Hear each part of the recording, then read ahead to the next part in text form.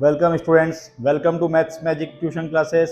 आपका स्वागत है। Today we are going to solve in this video class 9th chapter 2 polynomials का हम सॉल्व करने वाले हैं। एक्सरसाइज 2.4 का क्वेश्चन नंबर 4। अर्लियर हमने जो वीडियो अपलोड किया था उसमें आपने देखा हमने क्वेश्चन नंबर 3 सॉल्व किया था, जो बहुत ही ईजी था कि के की वैल्यू हमको फाइंड करनी थी। तो इस वीडियो में हम सीखने वाले हैं फैक्टराइज करना।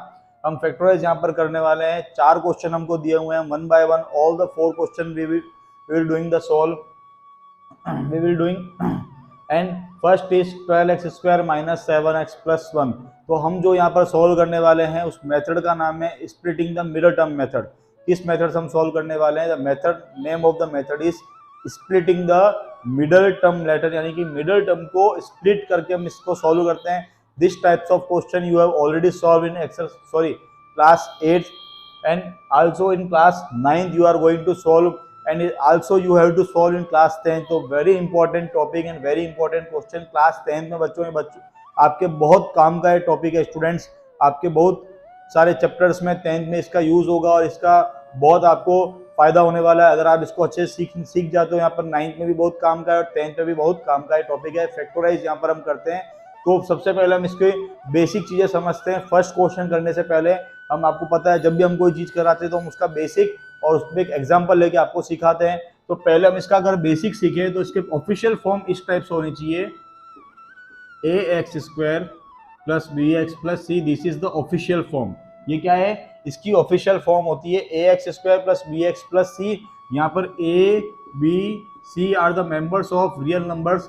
ये रियल नंबर्स से बिलोंग करते हैं, बिलोंग्स टू रियल नंबर्स।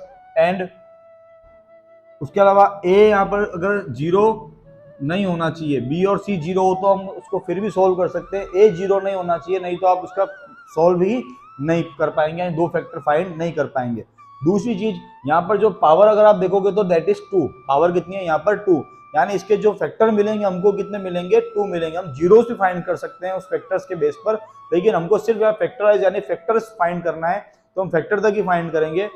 अब हम इस क्वेश्चन को सॉल्व करते हैं। तो इस क्वेश्चन को सॉल्व करने का तरीका क्या है? अगर हम इसमें वैल्यूज दे दें, कंपेयर करें अगर ऑफिशियल फॉर्म से, then value of a is 12, the value of b is -7 and the value of c is 1। तो इस क्वेश्चन को कैसे सॉल्व करते हैं? फर्स्ट हम कैसे करते हैं बच्चों, बहुत ध्यान से सीखना। First we multiply and find the product of a and c। यानी सबसे पहले हम a और c को मल्टीप्लाई करते हैं और इनका प्रोडक्ट फाइंड करते हैं। देन ये पूरा रफ वर्क है बच्चों, मैं आपको कैसे सॉल्व करते हैं सिखाने के लिए इस फर्स्ट क्वेश्चन में कर रहा हूं, ताकि आपको अच्छे समझ आ जाए कि कैसे हम फैक्टर फाइंड करते हैं। Then first we multiply a and c and find the product. Then 12 बन जा 12, and then we have to find two factors of the product, that the sum और difference of both the factors is b। यानी कि ए जो factors है इन दोनों को हमको क्या करना है? अगर मल्टीप्लाई करें तब तो प्रोडक्ट ही मिले, लेकिन दोनों फैक्टर्स को अगर हम प्लस करें या माइनस करें, दोनों ही कंडीशन में हमको बीच वाला जो नंबर है b -7 हमको मिलना चाहिए। तो ऐसे हमको दो फैक्टर फाइंड करने हैं 12 के, जिनको अगर हम मल्टीप्लाई करें तब तो 12 आए, लेकिन प्लस या माइनस करें तो हमको कितना मिलना चाहिए? -7 यहाँ पर मिलना चाहिए। तो फैक्टर्स आपको पता है हम कैसे लिखते हैं, जैसे 6 2 जा 12, 6 2 जा 12। तो 6 2 जा 12 आप करेंगे, then 6 and 2 both are the factors of 12। If we sum of both add करेंगे, देन 6 + 2 इज 8 एंड 6 - 2 इज 4। दोनों ही हमारे काम के नहीं है। नेक्स्ट हम देखें, देन 12 बन जा 12, then 12 + 1 is 13 and 12 - 1 is 11 and we need -7। आगे हम देखते हैं, देन 4 3 जा 12। ऐसे ही हमको बहुत सारे पेयर हमको मिलते हैं, तो कोई भी एक पेयर हमारा क्या होगा? एग्जैक्ट राइट होगा। देन 4 3 जा 12। अगर हम 4 और 3 को मल्टीप्लाई करते हैं, 4 और 3 को अगर हम मल्टीप्लाई करते हैं हियर, देन 4 3 जा प्रोडक्ट आ जाएगा 12 एंड 4 + 3 हम करेंगे तो आ जाएगा b = 7। इस टाइप से हमको दोनों मिल जाते हैं। तो फर्स्ट हम एज इट इज लिखेंगे 12x square and splitting the middle term. तो मिडल टर्म के प्लेस पर हमारे को कितना मिला है? 4 एंड 3। तो हम यहाँ लिखेंगे 4x and 3x and last +1। अब बच्चों बात आती है कि इसको साइन क्या देना है। यानी आपने जो मिडिल टर्म के जो स्प्लिट किया है, वो जो दो न्यू नंबर्स आएंगे, जो दो न्यू टर्म्स आए, उनको हम साइन क्या देंगे? पॉजिटिव या नेगेटिव, दैट इज डिपेंड आपने यहाँ पर प्लस किया या माइनस किया है। अगर आपने यहाँ पर प्लस किया है, देखो हमने 4 + 3 करके 7 लाया है। अगर हम प्लस करते हैं तो जो यहाँ पर जो साइन गिवन होता है क्वेश्चन में, यहाँ पर जो साइन है माइनस, तो हम दोनों का सेम माइनस ही साइन देंगे। और अगर यहाँ पर प्लस साइन होता है यानी पॉजिटिव टर्म होता, तो हम यहाँ दोनों को प्लस का ही साइन देते। ऐसा कब करते हैं, जब हम दोनों यहाँ को प्लस करते हैं, तो यहाँ पर जो साइन होता है मिडिल टर्म में सेम साइन हम इसको अलॉट करते हैं। And then make the pairs of two terms, then first pair is 12x square minus 4x, then and the next pair is minus 3x plus 1, and one by one take common out of the pairs, and 12 and from that 12 and 4 we take common as 4 because 4 is the factor of 12, and x square and x out of both the x is common, and inside is 4 3 12 and x here, then plus minus minus 4x में से 4x हमने पूरा ले लिया तो इधर आ गया -1, and in this both the terms are different, we take -1 as a common, and inside 3x minus minus plus 3x and plus minus minus and 1 में से 1 हम कॉमन लेंगे तो वापस हमको कितना मिलेगा बच्चों, 1 ही मिलेगा। तो सेम टर्म आ गया 3x minus 1 3x minus 1, तो हम 3x minus 1 हम कॉमन ले लेते हैं, we take 3x minus 1 as a common from both the terms, this and this term, and 3x minus 1, the next term is 4x minus 1, और ये हमारा क्या आ गया आंसर। यानी कि हमने जीरोस नहीं फाइंड करना है, हमको क्या फाइंड करना था, फैक्टराइज करना था, फैक्टर्स फाइंड करने थे। Then both the factors are 3x minus 1 and 4x minus 1। हम सेकंड क्वेश्चन की तरफ अब जाते हैं। अगर आपको ये समझ में आ गया है तो बहुत अच्छी बात है, नहीं तो बच्चों हम सेकंड कर रहे हैं, देन थर्ड और फोर्थ भी हम करेंगे। इस वीडियो में चारों क्वेश्चन हम सॉल्व करने वाले हैं बच्चों, तो आपको 1 by 1 अच्छे से समझ में आने ही वाला है और आप बहुत अच्छे से सीख जाओगे। आपको कोई डाउट है then please do concentrate on the video, एकाग्रता से इस वीडियो को देखें, सुने और समझे। आपको कोई भी डाउट हो देन प्लीज कमेंट सेक्शन में एंड में जरूर पूछिएगा, I will solve your doubt. Video कैसा लगता है लास्ट में ये भी आपको कमेंट सेक्शन में बताना है। If you like the video like it please, if you like the video then like पे आपको बताना है, और आप चैनल पे नए हैं then please subscribe the channel. तो सेकंड क्वेश्चन सॉल्व कर रहे हैं, 2x square plus 7x plus 3। Same इसको भी मैं आपको रफ में अच्छे से सिखाता हूँ। तो अगर हम कंपेयर करें ऑफिशियल फॉर्म से ax square plus bx plus c से, then the value of a is 2, the value of b is 7 and then the value of c is 3। ये हमारे पास तीनों वैल्यू हो गई।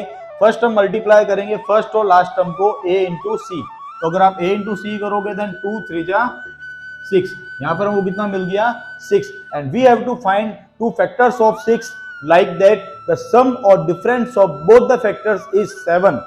If we have to find two factors of 6 then sum or difference of both the factors is middle term 7. तो हम 6 के ऐसे factors find करते हैं इस टाइप से। ये बच्चों रफ वर्क है, आपको फेयर में कभी भी सॉल्व नहीं करना है, ये सब मैं आपको सिखाने के लिए कर रहा हूँ। 6 के आपको ऐसे दो फैक्टर करने हैं जिनको प्लस करें या माइनस करें तो आपको क्या मिल जाना चाहिए 7। देन अगर आप 3 2 कर दो 3 2 6, देन 3 + 2 is 5 एंड 3 - 2 is 1। और 6 का एक और फैक्टर होता है 6 1 6, प्राइम फैक्टर होता है 6 1 6। अगर आप 6 और 1 को मल्टीप्लाई करोगे तो कितना आएगा बच्चों 6 आ जाएगा, और 6 + 1 करोगे तो आपको यहाँ पर क्या मिल जाएगा 7 मिल जाएगा। तो हमको दोनों फैक्टर मिल गए 6 and 1, and we put 6 and 1 in the terms for middle 7x।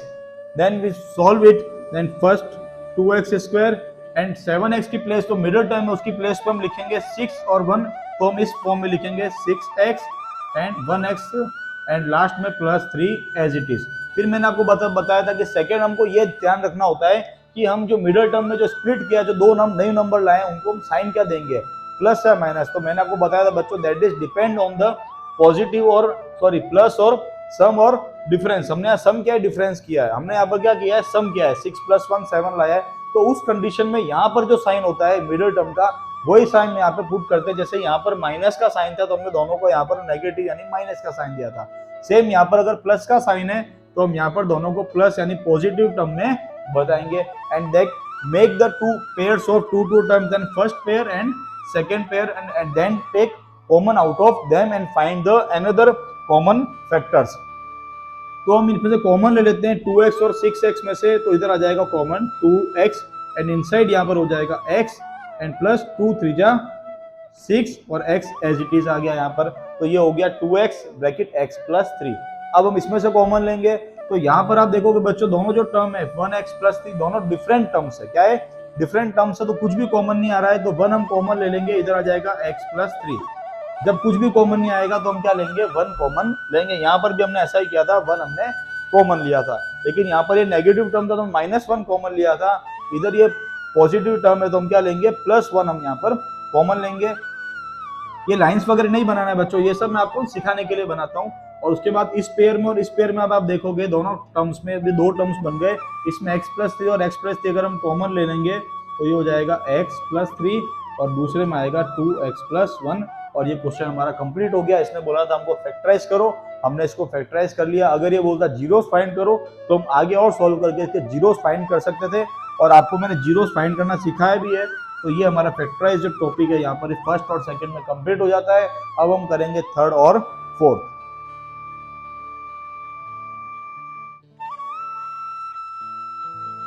तो आई होप फर्स्ट और सेकंड क्वेश्चन आपको अच्छे से समझ में आ गया होगा। अब हम कर रहे हैं थर्ड और फोर्थ। उसके बाद ये जो क्वेश्चन है फैक्टराइज क्वेश्चन नंबर 4 जो हम सॉल्व कर रहे हैं एक्सरसाइज 2.4 का, ये कंप्लीट हो जाएगा।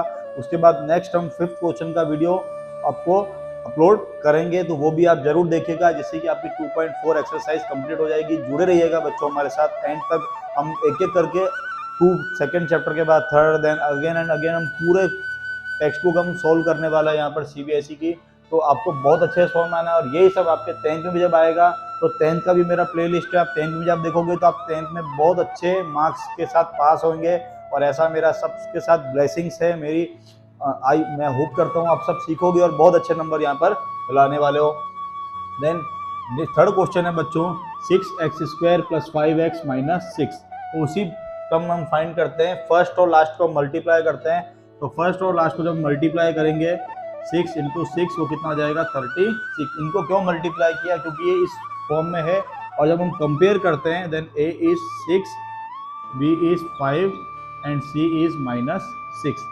तो 6 और 6 बेटो बच्चों यहाँ पे ना प्लस माइनस में आपको नहीं लेके चलता हूँ ABC में, क्योंकि जब मिडिल टर्म हम लिखते हैं तब मैं आपको ये चीज़ बता देता हूँ कैसे हम करते हैं।